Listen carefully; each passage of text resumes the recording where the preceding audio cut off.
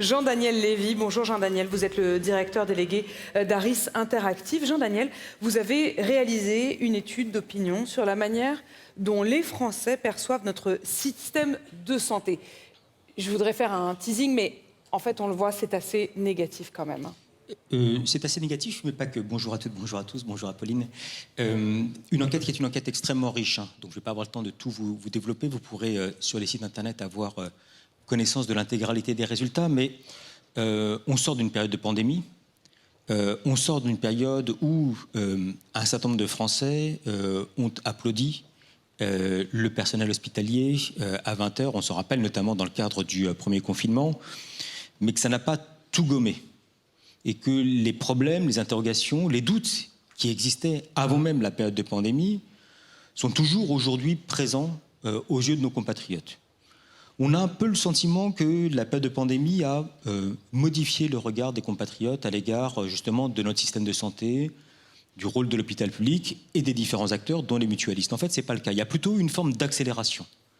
Et on le voyait déjà, même dans le cadre de la précédente campagne électorale, et on se rappelle également du rôle qu'avait joué Place de la Santé en 2017, que la préoccupation des Françaises et des Français en matière de santé était déjà extrêmement majeure.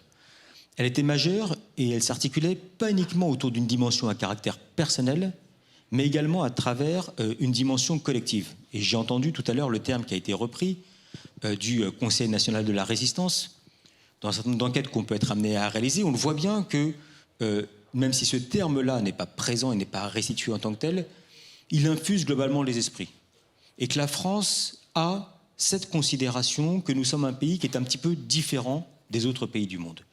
Que le rapport que l'on peut avoir à la solidarité, que cela s'exprime dans le lien entre les différentes générations, que ce soit entre les personnes qui sont en activité ou en inactivité, que ce soit entre les personnes qui sont en bonne santé ou en mauvaise santé, traverse globalement notre pays.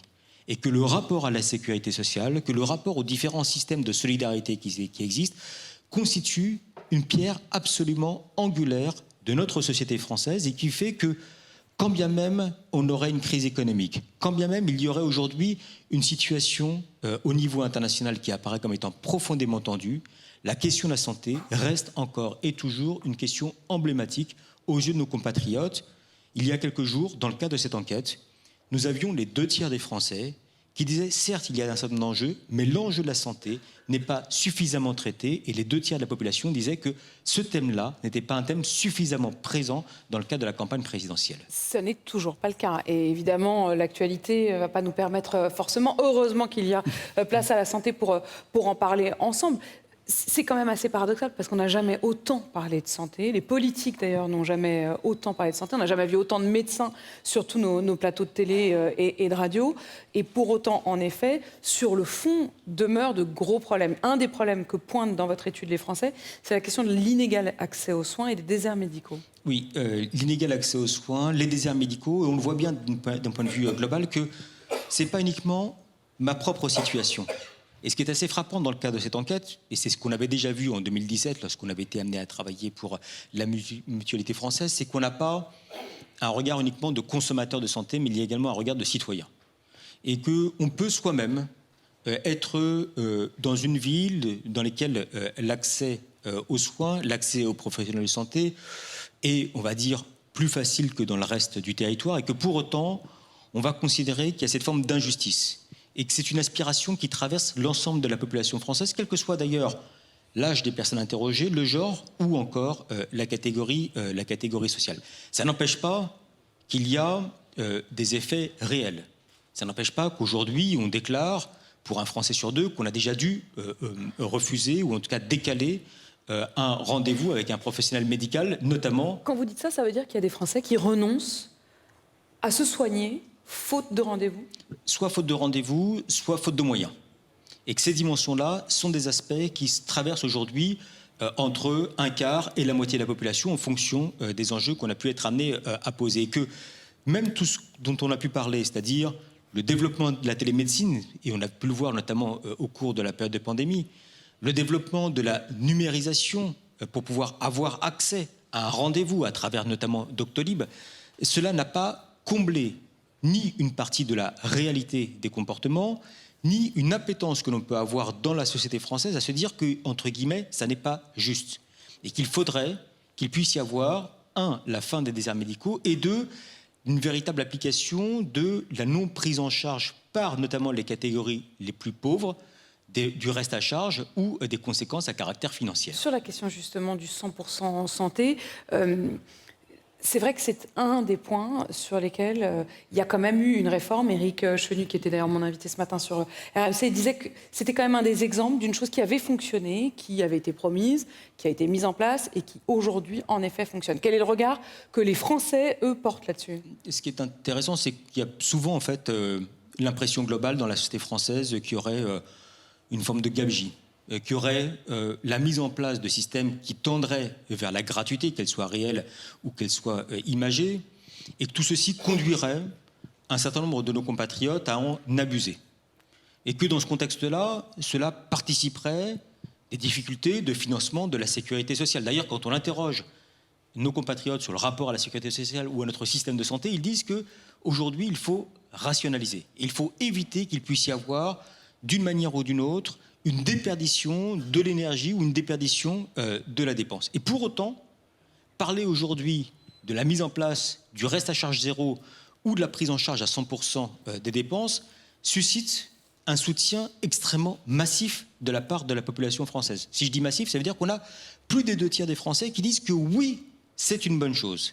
Ça montre bien que parfois, à travers des exemples qui peuvent être cités, évidemment, des dérives qui peuvent exister ici ou là, ce qui ressort au-dessus de tout cela, c'est le principe de la solidarité. C'est le principe de se dire qu'il n'est pas normal que la question de la santé soit une dimension marchande ou qu'il y ait une dimension économique qui grève la possibilité des individus à pouvoir avoir accès à la santé. Donc dans ce contexte-là, c'est une appréciation extrêmement forte. Ça n'est pas forcément aujourd'hui la mesure la plus emblématique qui a été perçue au cours de ces 5 dernières années.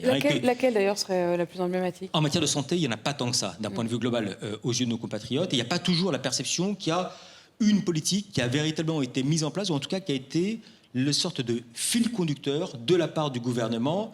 Et le reste à charge zéro, où toutes les mesures qui ont pu être prises sont identifiées de la part des Français lorsque nous sommes amenés à leur en parler, mais qui ne ressortent pas spontanément de leur parole lorsqu'on leur demande, sans rien leur proposer, ce qu'il leur reste de ces 5 dernières années. Il y a la question évidemment du déficit chronique. On parle en permanence de la question du trou de la Sécu. Tout le monde dit qu'ils vont s'y attaquer. Est-ce que vraiment ça préoccupe les Français? C'est un peu j'y pense et puis j'oublie.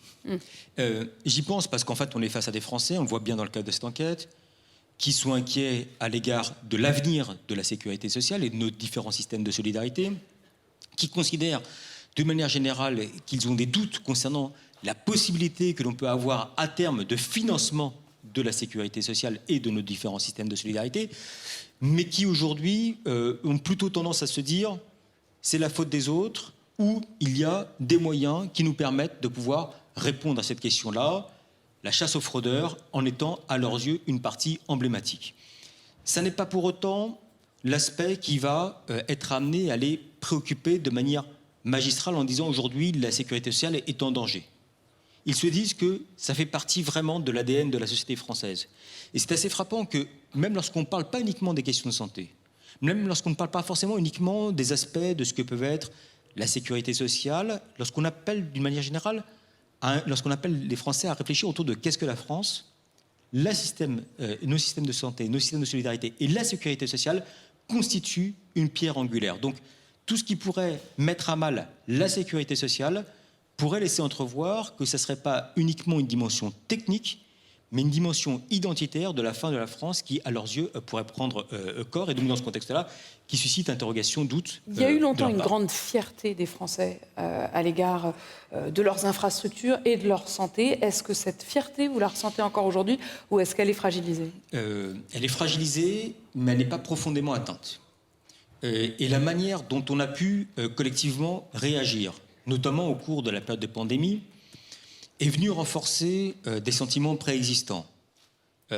Un hôpital qui est un hôpital avec des acteurs qui sont en mission et qui ne sont pas en train d'effectuer une activité professionnelle, avec des personnes qui apparaissent comme étant sous-payées, avec des personnes qui ne sont pas forcément valorisées par la puissance publique, mais qui, malgré tout, ont tenu le choc.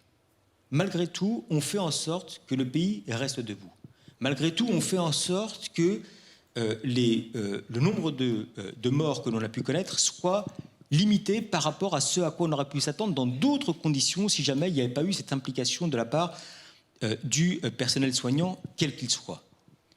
Le sentiment, effectivement, qu'il y a une forme de dégradation, un sentiment que depuis une vingtaine d'années, les choses vont quand même de mal en pis, mais une comparaison que l'on va être effectuée à réaliser au niveau international en se disant que quand même, il vaut mieux vivre en France et il vaut mieux être soigné en France que dans d'autres pays, et notamment un certain nombre de pays occidentaux, notamment un certain nombre de pays qui ont des moyens qui, sur le papier, apparaissent comme étant plus importants, mais qui n'entrent pas dans la logique que la santé s'adresse à tous et ne tient pas compte justement des conditions matérielles et financières des individus qu'ils sont censés soigner. Quand on se regarde, on se désole, quand on se compare, on se console. On se console un peu. Un petit peu. Vous avez évoqué aussi la question de la chasse aux fraudeurs. Ça, pour le coup, alors on vient d'entendre des candidats de gauche, on va entendre Valérie Pécresse dans un instant. La question de la chasse aux fraudeurs, c'est vraiment devenu un des leitmotifs plutôt du côté des candidats de la droite. Ça apparaît aussi aux yeux des Français comme un point important. Ça apparaît comme étant un point important et peut-être un peu intellectuellement facile à pouvoir produire. Chaque Français, lorsqu'on les interroge, dit « moi, je vais quand même faire le maximum d'efforts. Et je vais quand même aller chez le médecin, voir le pharmacien ou consulter un spécialiste uniquement dans les cas où j'en ai vraiment, vraiment besoin. » Et avec un doute concernant cette capacité de tout le monde de jouer pleinement le jeu. Et comme, en fait, on voit bien, d'ailleurs, médiatiquement, c'est souvent ce qui est repris, plutôt les exemples de comportements qui ne sont pas vertueux, plutôt que ceux qui fonctionnent bien, tout ceci vient alimenter globalement ce schéma-là, et ça vient alimenter un schéma plus global face à des Français qui sont épris de justice, en disant c'est pas juste le trou de la que tout le monde ne joue pas complètement. Finalement, on est d'accord, si c'est vraiment parce que ça soigne les gens, quoi. Oui, et parce qu'il serait profondément utilisé à cette bonne fin. Mais malgré tout, interroger sur la sécurité sociale, c'est pas uniquement aujourd'hui aux yeux de nos compatriotes de se focaliser sur le trou de la sécurité sociale.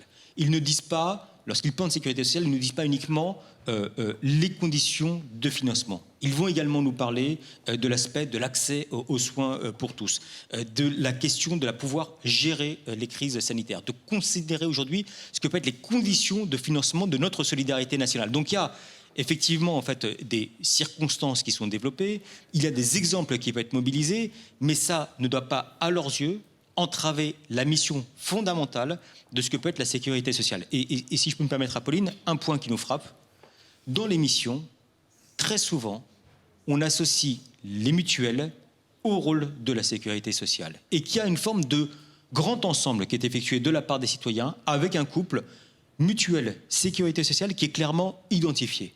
On dit souvent que les Français ne sont pas toujours très bien informés. On dit souvent que la question de ce que je paye en tant que tel ou du retour sur investissement constitue une grille de lecture que l'on peut avoir. Et même si on n'a pas posé la question de manière aussi directe, on peut voir qu'il y a une césure très forte qui est effectuée entre les assurances privées en matière de santé et les mutuelles d'un point de vue global. Le couple mutuelle sécurité sociale se distingue nettement de l'apparition, la perception que l'on peut avoir de ce que peut être notre système assurantiel privé en matière de santé. On me dit que Valérie Pécresse vient d'arriver. On va la laisser se préparer et nous rejoindre dans un instant.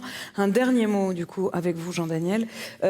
Est-ce que vous avez interrogé les Français sur les propositions qui sont sur la table et lesquelles trouvent le plus grâce à leurs yeux ?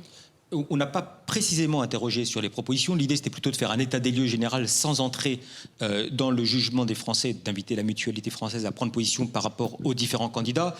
Ce qui est certain, et on l'a vu un peu par l'absurde en 2017 ou par l'inverse, que lorsque, par exemple, François Fillon, dans le cadre de sa campagne en 2016, avant même le Penelope Gate ou l'affaire Bourgi, avait parlé du petit rhume et du grand rhume, avait laissé entrevoir que la sécurité sociale pourrait être amenée à rembourser les citoyens en fonction de la gravité de la maladie ou des symptômes qu'ils pourraient avoir, avait perdu en un mois 6 points d'intention de vote, avant même les polémiques qu'il touchait de manière directe. Pourquoi ? Parce que cela touchait justement directement ce qu'était le cœur de la société française. Est-ce que la sécurité sociale fonctionne bien? Non, pas toujours. Est-ce qu'elle rembourse bien? Non, pas toujours. Est-ce que ses conditions de financement sont assurées à l'égard de l'avenir? On n'en est pas entièrement persuadé. Est-ce qu'elle arrive à remplir pleinement ses missions? La réponse est non.